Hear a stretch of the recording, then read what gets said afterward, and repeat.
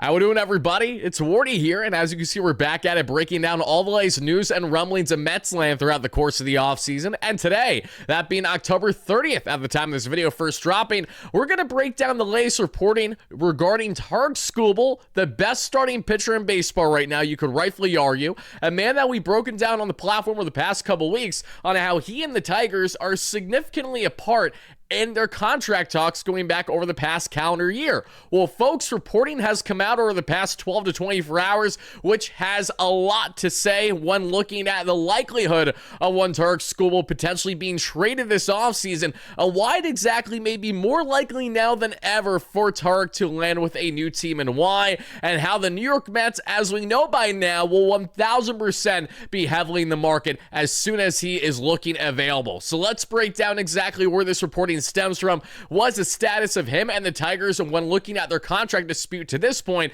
and ultimately how much of an advantage do say the New York Mets have versus other contending teams looking to acquire the coveted southpaw heading into the 2026 season and beyond.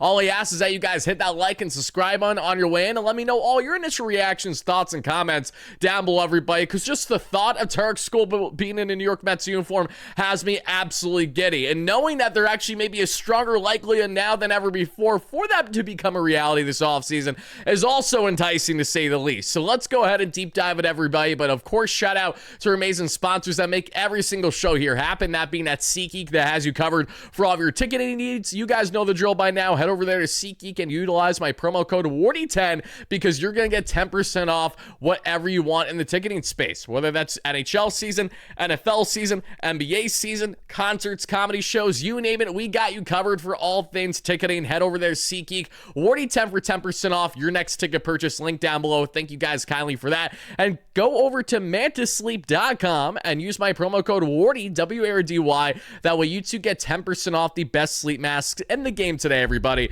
But without further ado, let's go ahead and let's break down this initial reporting. And as you guys can see beside me here, we have ourselves the latest report from Jon Heyman of the New York Post. And John is the same man who came out over the past couple weeks that initially stated that there's a significant gap there in contract extension talks between Tarik-Skubal and the Detroit Tigers. And immediately, the gut reaction is no one's really surprised by this because the Tigers are not notoriously known for being big spenders. They're a bit more of a smaller market club in how they operate. Not that they can't spend, but they, like many other teams in baseball, are very selective in doing so. And Tarik-Skubal has been the best starting pitcher, you could rightfully argue and say, back-to-back Cy Youngs on the cusp of doing exactly that here over the past 2 years in the American League. And this man is in the peak prime of his career, and he is represented by one Scott Boras. There's one thing we know about Scott Boras. Boras is going to do everything in his power to maximize the dollar potential for the players that he reps, especially elite ones that are not just above league average players, but we're talking the elite of the elite. And Tarik-Skubal is getting set to rewrite the starting pitching market for when he becomes a free agent a calendar year from now.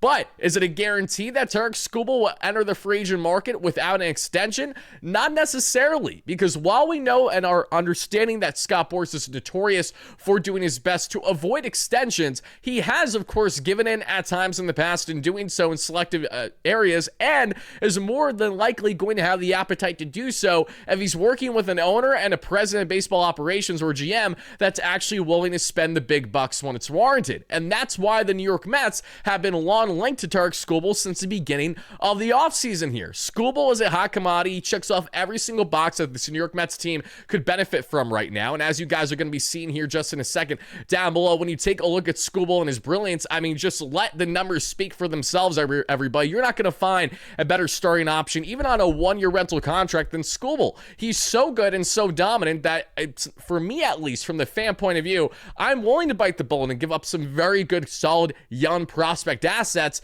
in return for a one-year rental, because Tarik-Skubal doesn't need to be a rental. If there's one thing we know about Steve Cohen and the New York Mets, is that when they want something to do everything in their power to land, it's never for a lack of effort. and they do bring in someone like Tarik-Skubal in a blockbuster trade, do you really think they're going to let it slide for Tarik to guarantee hit the Frazier market without doing everything in their power to heavily extend him? Do you not think that they would already have some level of pre-existing notion and understanding that they would be able to get an extension done should they trade for him, the way that Garrett Crochet had that exact same scenario happen with the Boston Red Sox after being traded by Chicago an offseason ago?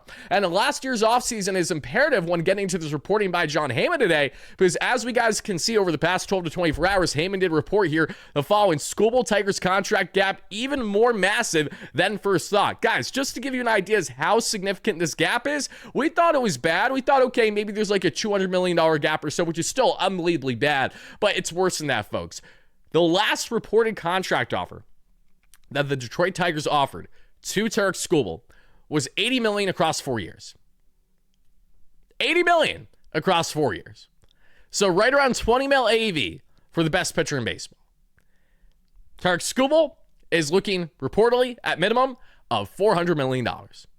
Understandably so. You might think that's an astronomical contract, but when you look at a Yoshinobu Yamamoto getting $325 before even towing the rubber at the major league level, when you look at Garrett Cole's contract, when you look at all the big contracts that we've seen of recent, Tarik-Skubal, peak prime of his career, giving you north of 200 innings, back-to-back seasons, looking absolutely dominant, doing so with just over a 2 ERA. We know how fantastic this man is with his swing and miss stuff that you guys will be able to see right here, right now. Again, just let the resume speak for itself. A man who obviously has had Tommy John already multiple times, if I'm not mistaken, so hopefully that elbow can stay intact for a while. But this is a man that if any team has the luxury of acquiring him this offseason via trade, they're landing the best pitcher in baseball, you know? And when you look at who are the top lefties in the game, not just best pitchers in the game, but top lefties, you think Tarik-Skubal, Garrett Crochet.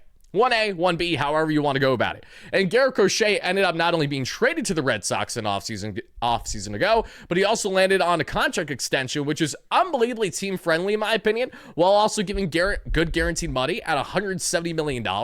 Now, when we do that in comparison to what Skubal's looking for, he's looking for over double. And he is obviously 28, entering his age 29th season, not getting any younger. He's looking for that long-term contract of at least 7-8 years. You know, he looks at the Max Fried contract and he says to himself, you know, for how dominant of a pitcher I am and how much I'm going to be able to provide for you, of course, I'm going to look for a contract that's going to rewrite the market. And while the New York Mets and David Stearns haven't necessarily been notoriously known for an appetite for that kind of long-term contract for a starting pitcher, because there's always risk involved, at the same time, more of the Mets in dire need of this offseason. What they are in dire need of, everybody, is quite literally a dominant ace to pair with Nolan McLean.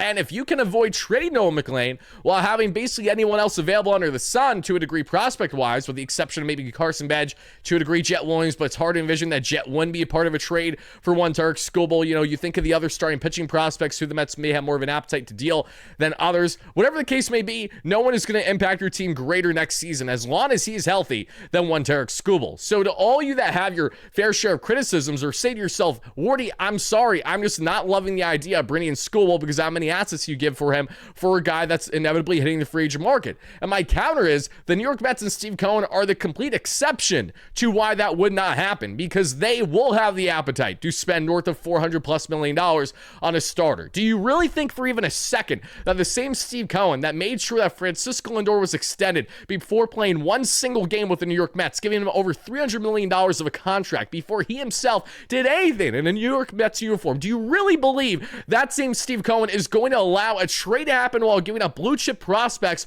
for Skubal while not doing everything in their power again to extend him? It just, we're living in La La Land if that is the reality that you find yourself in. I find myself in the reality of what the track record has said, which is exactly this. The Mets will lay out the red carpet. They will spend the big dollars because it is quite literally pointless for them to give up anything of a haul otherwise for Skubal. You do it, that way you have a year advantage of trying to get this extension done, as well as having an ace, the best in baseball, to be with Juan Soto, Francisco Lindor, potentially Pete Alonso, potentially Edwin Diaz, and the other aspects of this core for 2026. You know how vital that would have been in 2025 if the Mets had Skubal paired with McLean? They obviously would have had a more successful season than what we otherwise had, and they more than likely would have made playoffs because Skubal himself was almost a 7-WAR player this past season. The guy sits north of 100. He's just disgustingly good. I mean, there are very few pitchers in baseball that are going to look as dominant and as comfortable as one Tarik-Skubal has been.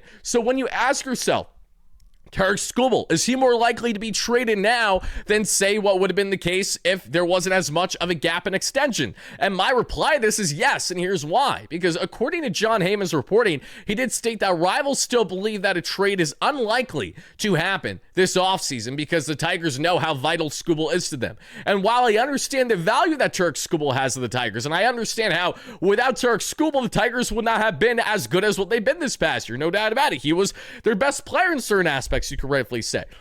At that same time, if you're the Detroit Tigers, what outweighs the other? Where is the risk-reward factor when evaluating not trading him in the offseason and risking a potential trade, an injury at any point in the first half, which could completely derail his trade value? Do you want to take the risk of a Tarik-Skubal who, for some odd reason, may either get off to a shaky start next season, may deal with an ailment out of spring training, and these are not things that I wish. I'm just saying we know how fickle pitchers are when it comes to health.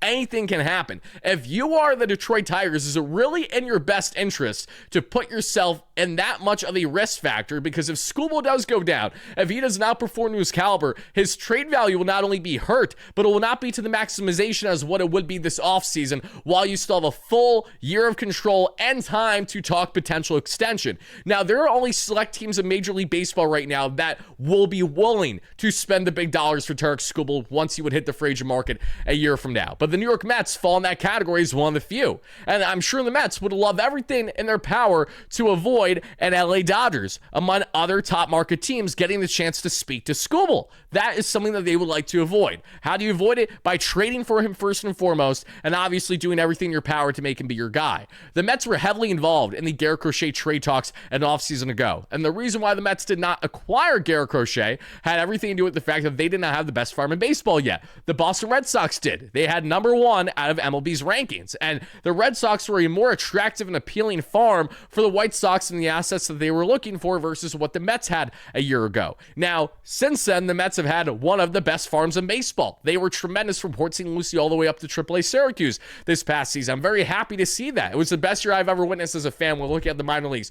2 championships between the Rummel Ponies and the Brooklyn Cyclones. Very proud, to say the least, as a Mets fan, to see the development that they've had in a short order with now David Stearns, Chris Gross, Andy Green, etc. But getting on to my point here, now that the Mets have obviously built a great farm, and we've seen the success level over the past year with both the hit lab and the pitching lab for these younger guys, now it's more attractive than ever for the Mets to dip into their unbelievably deep farm with more pitching talent than anyone in the game. The Mets are ranked #1 in baseball when looking at pitching talent in the minor leagues. So that's a very exciting thing. When just looking at prospects, rookies, excluding Noel McLean, that kind of thing, they have so much going there still. And then you add in the fact that they are getting started properly develop their hitters as well. You look at the logjam with the Mets infield when looking at the Mauricios, the Beatties, the Acuñas, the Vientoses. Then you look at the Jet Williams, etc. You know, the Mets have an abundance of infielders, so do not be surprised when they naturally dabble in that market and say, okay, we're going to be willing to trade away at least one, if not multiple of these guys. And I think another really important aspect to look at when we evaluate the upside to going all in for Skubal this offseason is, one, what do you have to lose if you're the New York Mets because of everything that I just listed? If this was the Will Ponsian regime, then I would feel differently because the Mets would stand no chance to try to sign this man in the free agent market. So it would kind of be pointless to trade for him unless you won it all with him and you're one and done year with him, which that's always a far from a guarantee. The Mets only have a couple championships to flex in their team's history, and they've been around way too long for that to be the case, in my opinion. So when you look at Tarik-Skubal, when you look at the upcoming negotiations in the CBA, which are going to more than likely lead to a lockout after the conclusion of next season, there's a lot at stake here in the sense of what Tarik-Skubal is looking for dollar-wise for the Tigers here. And if you are Detroit, why wouldn't you try to maximize your trade value in Tarik-Skubal in an offseason like this where pitching is such a hot commodity? There aren't a lot of elite talents available in the trade market. Skubal would be barred on the best without question because he's the best pitcher in the game, you could rightfully say right now. So if you're going to maximize how much of a return you can get for guys that can help your team now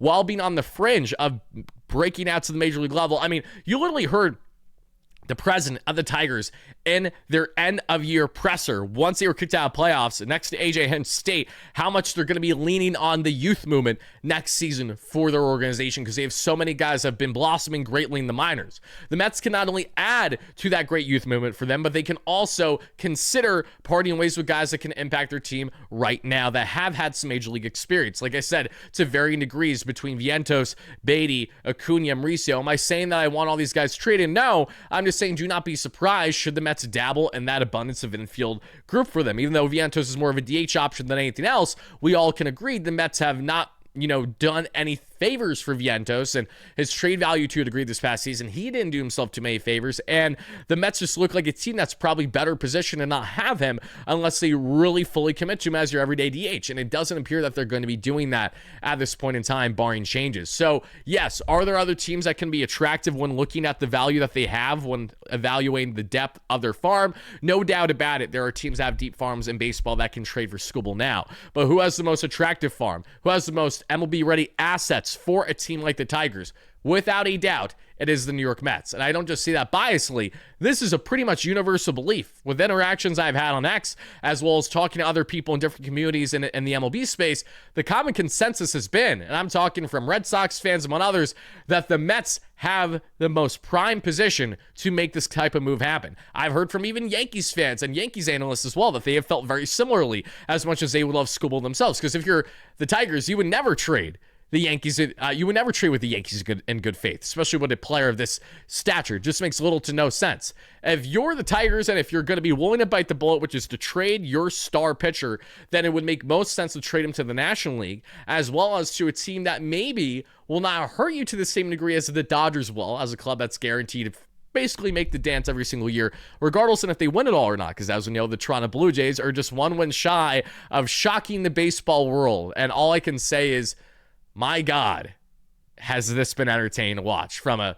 Mets and baseball fan point of view, the World Series, I did not think that the fact that it is a 18-inning game separating the Blue Jays from a World Series championship right now is crazy to me to fathom. The fact that they took 2 out of 3 in LA is just jaw-dropping. Trey Savage showing exactly why you should not hesitate with calling up top talent when they appear MLB ready. Now, I'm going to talk more about that depending on how this concludes for the World Series in regards to Stearns and others here on the channel in the coming days. But in the meantime, let's just talk about the fact that when we evaluate this rotation heading into next season, the Mets do have Christian Scott, Jonathan, Noah McLean, Brandon Sproat, David Peterson, Kodai Senga, Sean Manaea, and I know that there's at least 2 more in there that I'm Clay Holmes, and there's probably at least one more starter in that mix that I'm blanking on at the moment. But the Mets still have 8 to 9 starters at minimum that are under contract next season and are, as of now, expected to impact their rotation.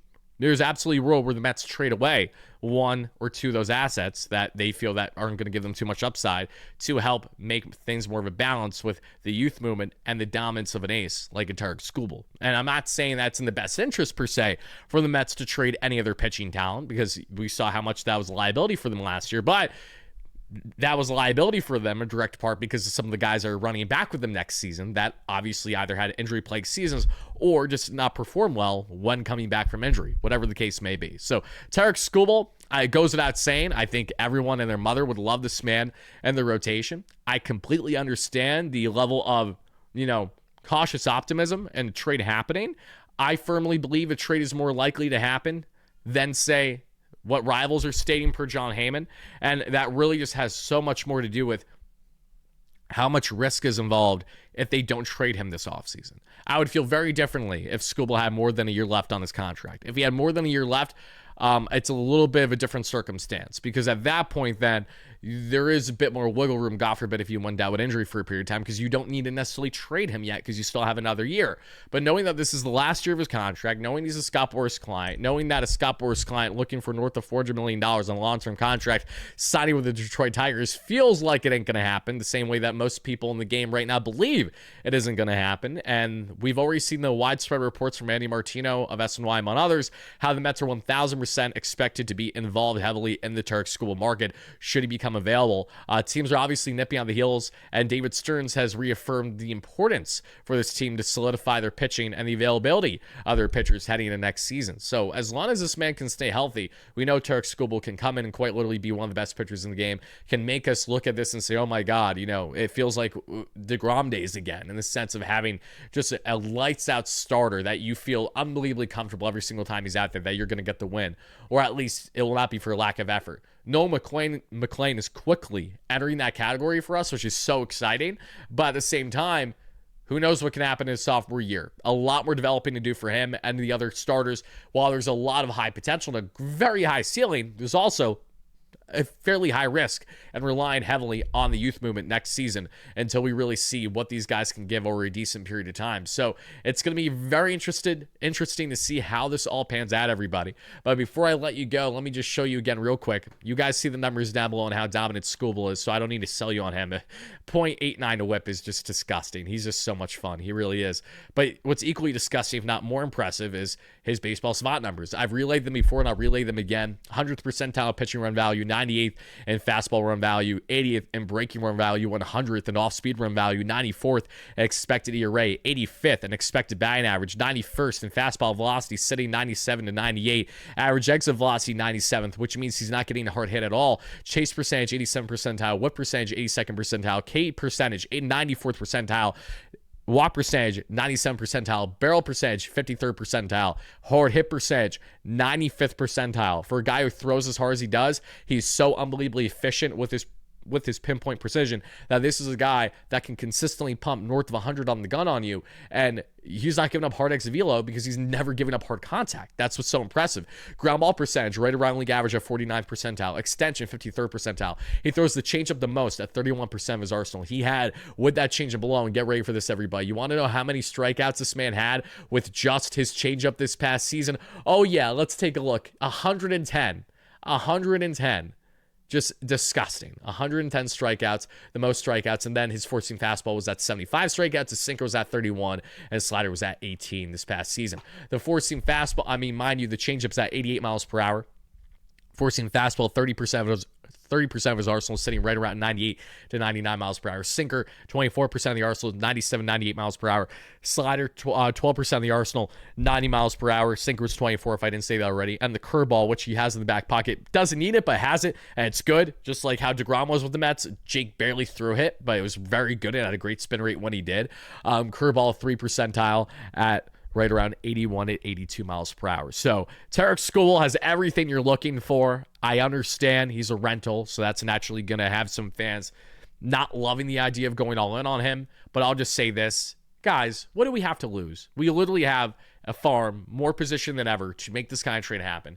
And once more, and I cannot amplify this enough, what makes you think in the right mind that Steve Cohen, the same man who has spent more money on Scott Boras clients and has given Scott Boras more dollars to pocket than any other owner in the game since he became owner 5 years ago, and has had lengthy negotiations, both good and bad, but a lot of success at the same time, including Juan Soto this past year, the largest contract in North American sports history. What makes you think that isn't in the best interest of Scott Boras to prioritize one Steve Cohen to make this kind of contract happen? What makes you think that isn't in Steve Cohen and David Stearns' best interest to pull off the trade with the full expectation that they're going to leg out the extension talks? You do one to create the other. So before you guys sit here and get on your high horse and say Scott Boras is never going to do an extension with his client, miss me with a never say never nonsense, because he's already broken that barrier with the way that Steve Cohen has spent for him. And on top of that, Steve Cohen has went far and away farther to land players in the Scott Boras umbrella more than anyone else since becoming majority owner of the New York Mets. So I'm going to let the track record speak for itself. I'm going to let the obvious factors as to why him being traded this offseason just makes an abundance of sense. And while I understand the Tigers are still in a win now stage right now and may want to run it with them to the trade deadline, that may still very well happen. I personally think, not only as someone who wants him on the New York Mets, but as someone who understands trade value, why, in my humble opinion, it still makes a lot of sense to trade him now this offseason, maximize that trade value, make it about him in the winter meetings far more than it will be about, say, a Kyle Tucker and others. Make Tarik-Skubal the face of the offseason, and I assure you, you will have teams absolutely throwing a king's ransom's worth of assets to try to land that man to help them win it all next season at minimum. And then you look at the selected teams that can actually sign him, and that's where the New York Mets will hopefully prevail. Thank you guys again for watching. Let me know all your thoughts in the comments down below if you're for or against the Tarik-Skubal trade, knowing that the contract talks right now are basically at a $320 million gap at minimum. Do you think that that is something that'll hold true? Do you think that the Tigers are going to somehow, some way narrow that gap down? Do you think that this is all just more of Jon Heyman trying to get these negotiations going, as he obviously is someone who, one way or another, gets relayed information by one Scott Boras? Whatever the case may be on all that front, let me know in the comments down below. Thank you guys all so much for watching. I greatly appreciate it. I'll see you guys all here for consistent Mets content every single week all offseason long. And I promise you guys, once World Series is over, we're going to be pumping out a lot more content consistently. Things have just been very hush-hush on the Mets front when it comes to really anything to talk about outside of some topics I have for you guys in the coming days that we'll be breaking down for each and every one of you, because World Series is going on. Not a lot of news too much yet, but I assure you once offseason gets rolling, we're going to be pumping out content a lot. Be on the lookout, folks. Thank you again. And as always, no matter what, let's go Mets. Peace out, everybody.